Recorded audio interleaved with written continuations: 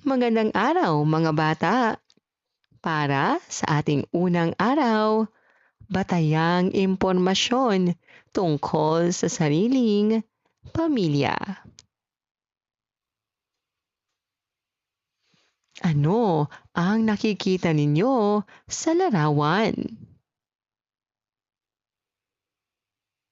Sino-sino ang bumubuo ng isang pamilya? Ngayong araw ay pag-uusapan natin ang pinakamahalagang bahagi ng ating buhay, ang ating pamilya. Alam ba ninyo na ang pagkilala sa inyong pamilya ay tumutulong upang mas makilala ninyo ang inyong sarili? Ano ang batayang impormasyon ng pamilya? Ito ay mga pangunahing detalye tungkol sa ating pamilya tulad ng pangalan ng ama at ina, bilang ng miyembro ng iyong pamilya,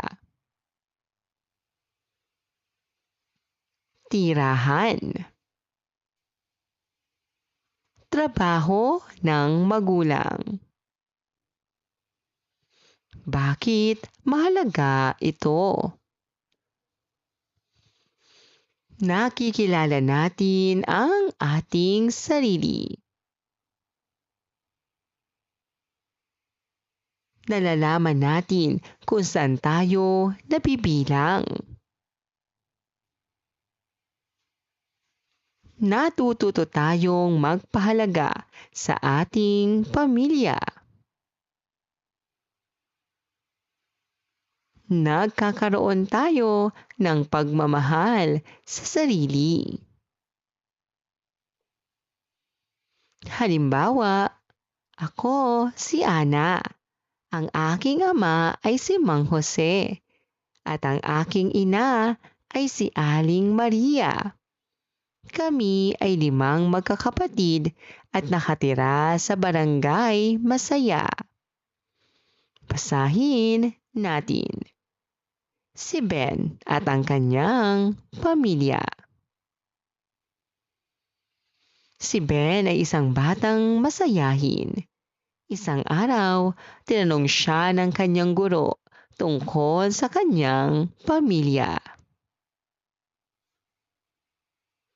Ipinagmalaki ni Ben ang kanyang ama na isang mangingisda at ang kanyang ina na isang guro. Ikinuwento rin niya ang kanyang 2 kapatid. Dahil alam ni Ben ang tungkol sa kanyang pamilya, siya ay naging mas kumpiyansa sa sarili. Natutunan niyang mahalin at ipagmalaki ang kanyang pinagmulan. Sino ang pangunahing tauhan sa kwento? Ano ang trabaho ng kanyang ama? Ilan ang kanyang kapatid? Bakit naging kumpiyansa si Ben?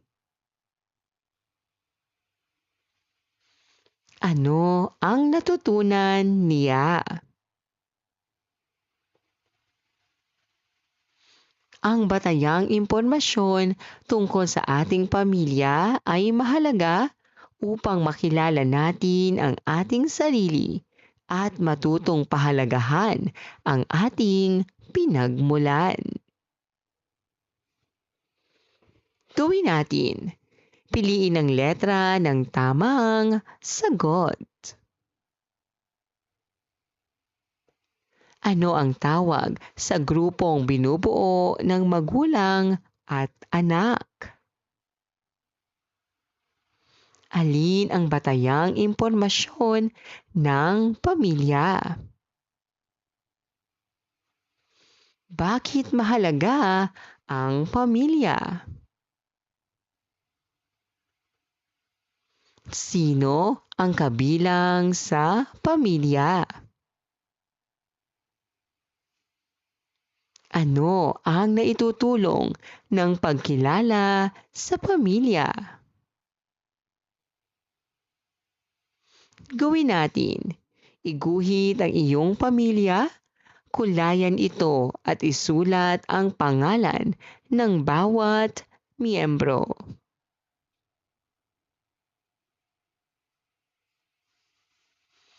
Ikalawang araw, kilalanin ang aking pamilya. Ano ang napapansin ninyo sa mga larawan? Pare-pareho ba ang pamilya? Sino-sino ang kasama ninyo sa inyong bahay? Bawat isa sa atin ay may kinabibilangang pamilya. Ang pamilya ang unang nagtuturo sa atin ng pagmamahal at pag-aalaga. Ngayon, aalamin natin ang mga impormasyon tungkol sa ating pamilya at kung bakit ito mahalaga sa pagkilala sa ating sarili. Mag-thumbs up kung ang mga pahayag ay tama at thumbs down kung hindi. Mahalaga ang pamilya. Hindi kailangang kilalanin ang pamilya. Nakakatulong ang pamilya sa pagkilala sa sarili. Walang silbi ang impormasyon tungkol sa pamilya. Dapat ipagmalaki ang pamilya. Ano ang batayang impormasyon ng pamilya? Ito ay mga pangunahing detalye tungkol sa ating pamilya, tulad ng buong pangalan, pangalan ng ama at ina, bilang ng miyembro ng pamilya,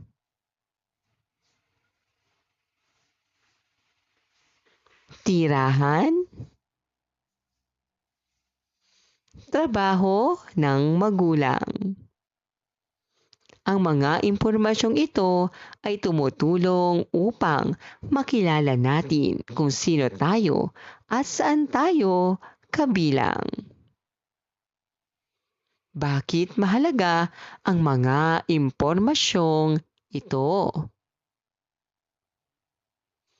Dahil nakikilala natin ang ating sarili. Mas nauunawaan natin ang ating pinagmulan. Nagkakaroon tayo ng tiwala sa sarili.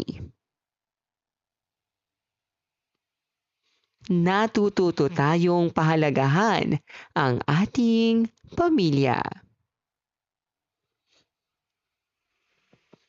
Ang mga batayang impormasyon tungkol sa ating pamilya ay mahalaga upang makilala natin ang ating sarili at matutong pahalagahan ang ating pinagmulan. Gawin natin. Piliin ang letra ng tamang sagot. Ano ang dapat mong malaman tungkol sa iyong pamilya? Ilan sa mga sumusunod ang batayang impormasyon? Bakit mahalaga ang pamilya? Ano ang naitutulong ng pagkilala sa pamilya? Ang pamilya ay gawin natin. Isulat ang mga impormasyon tungkol sa iyong pamilya.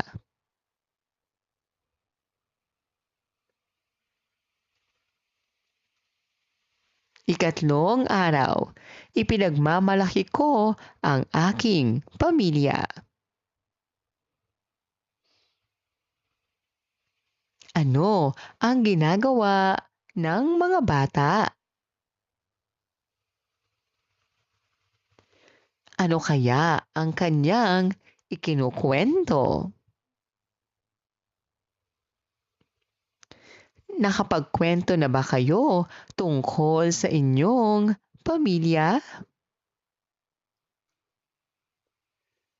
Magandang araw mga bata! Ang bawat isa sa atin ay may sariling pamilya na dapat nating ipagmalaki.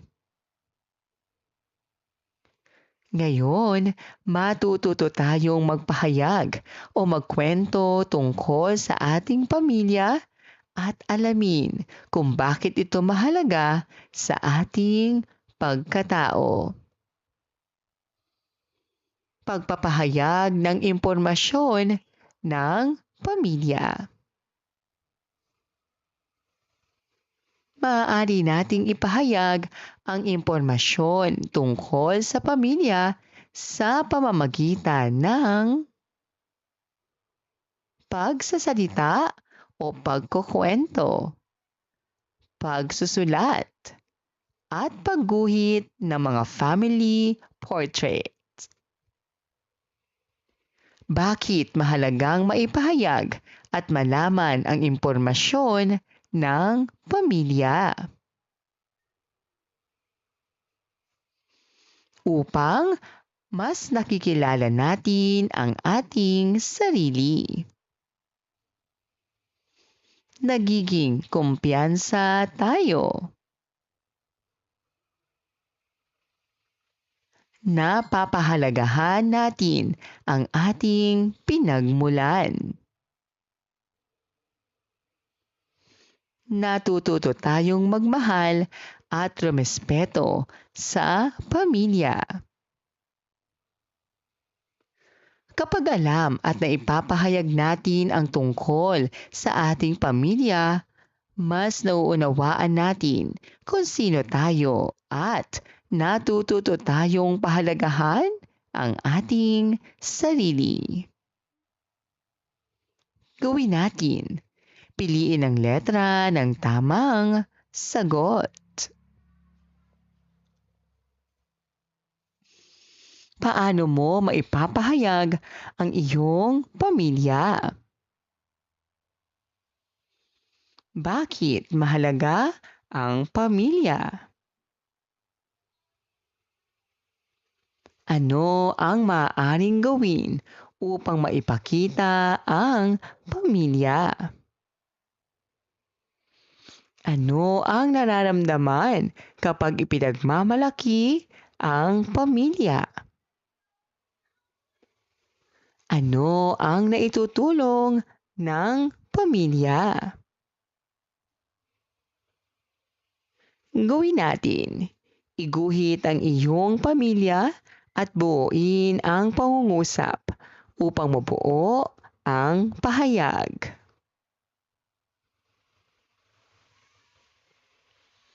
Ika-4 na araw, kilala ko ang aking sarili at pamilya. Ano ang ginagawa ng mga bata? Mahalaga bang masagot ang mga tanong na ito? Bakit?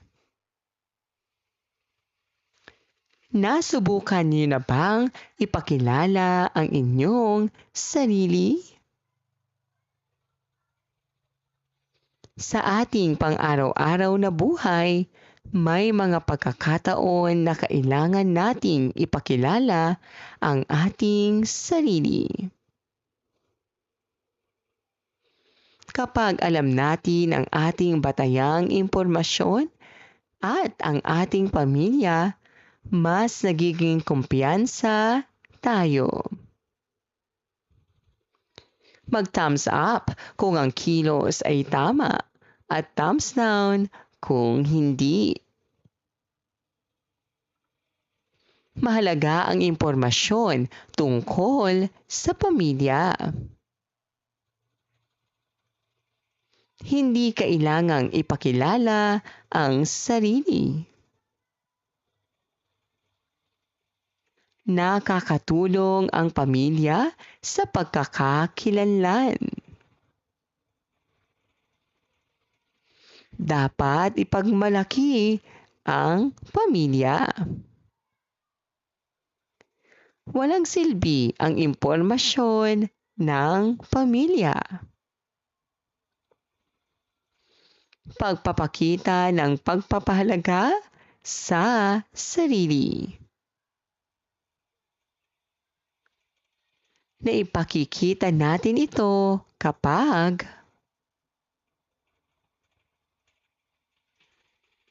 naipapakilala natin ang ating sarili ng maayos.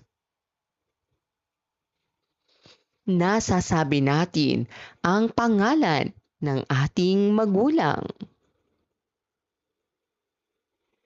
Ipinagmamalaki natin ang ating pamilya.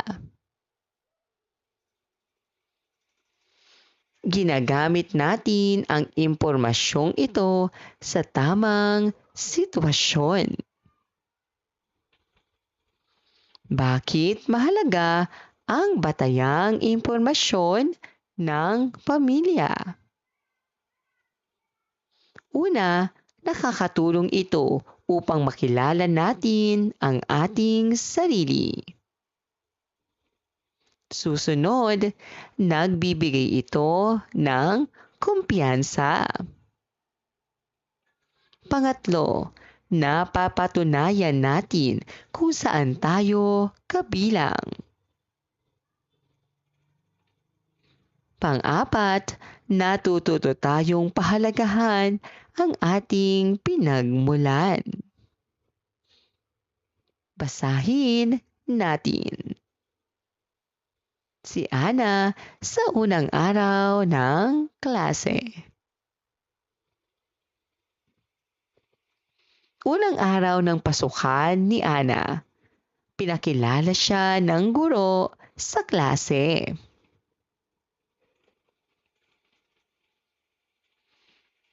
Maaari mo bang sabihin ang iyong pangalan at ang iyong pamilya? Tanong ng guro. Buong tapang na sumagot si Ana. Ako po si Ana. Ang aking ama ay si Mang Luis. At ang aking ina ay si Aling Rosa. Nakatira po kami sa barangay Masaya. Natuwa ang guro at ang kanyang mga kaklase. Dahil dito, naging kumpiyansa si Ana at nagkaroon siya ng mga bagong kaibigan. Napatunayan ni Ana na mahalaga ang pagkilala sa kanyang pamilya upang mas makilala niya ang kanyang sarili. Sino ang pangunahing tauhan? Ano ang sitwasyon sa kwento? Ano ang ginawa ni Ana? Ano ang naging bunga nito? Ano ang napatunayan ni Ana? Naipakikita natin ang pagpapahalaga sa sarili sa pamamagitan ng wastong paggamit ng impormasyon tungkol sa ating pamilya. Gawin natin. Piliin ang letra ng tamang sagot. Kailan mo ginagamit ang impormasyon tungkol sa sarili? Ano ang naipapakita kapag kaya mong ipakilala ang sarili? Bakit mahalaga ang pamilya? Ano ang dapat gawin sa impormasyon ng pamilya? Ano ang bunga ng pagkilala sa sarili? Gawin natin, iguhit ang iyong sarili kasama ang iyong pamilya.